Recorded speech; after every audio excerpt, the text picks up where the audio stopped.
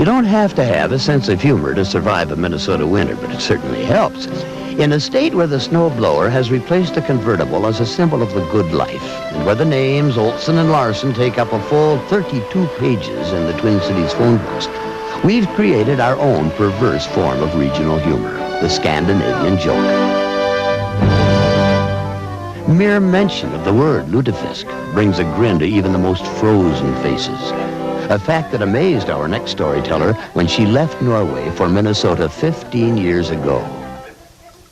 Would you like some Lutefisk?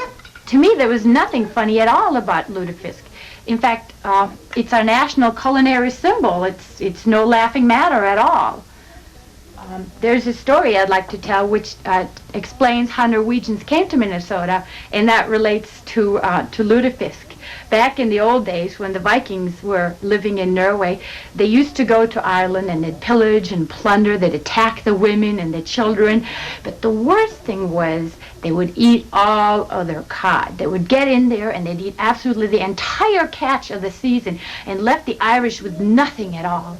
So not only had their villages been plundered, but they had no food to eat either, and they were desperate, trying to find out what in the world they should do about it. So they called together a council of people who discussed the matter, and they decided they were going to dry the cod. The next time they caught cod, they were going to leave it outside and dry it so it would be hard as sticks, and nobody could chew it or eat it or anything. In that way, they could discourage the Vikings from coming back.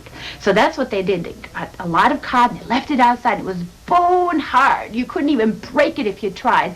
And the Vikings came, they plundered, they attacked, they pillaged, and then they found the dry cod. And they were a little puzzled at first. They took a bite and another, and they thought it was the best thing they'd ever had. They ate up every scrap of dried cod they could find, left the Irish without anything to eat at all.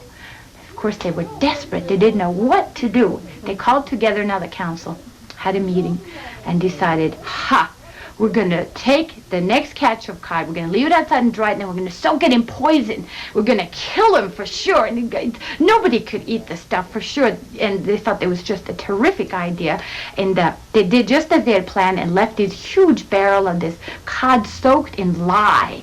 It was smelly, stinky. It was just disgusting. They were sure nobody would touch it. The Vikings came, they pillaged, they plundered, they attacked the women and the children all over, ransacked the entire village, and then they found the Lutefisk. They took a bite. They thought they hadn't tasted anything so good in their entire lives. They just downed it in huge, great big gulps of it. And when they had finally eaten it all, they just sat down and said to the Irish, they didn't think they were going to ever leave at all. This was so good they were just going to stay. And the Irish got so upset they just threw their hands up and said, oh, why don't you take the damn fish and go to hell? And they did. They went to Minnesota. Say, speaking of fish, there was a time when Ole and Sven went fishing one day. They went way up north to a resort and they was out fishing all day. They had real good luck too. They caught 6 eel pout in the perch in only 10 hours. Well, they came back at the end of the day and Ole says, that was real good fishing hole we found today, Sven, wasn't it?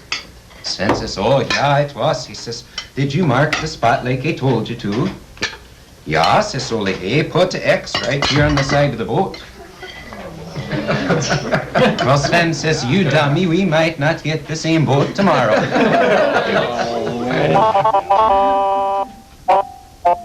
But Sven and Ole aren't the only Minnesotans who love fishing, which may explain why thousands of us continue the practice all winter long.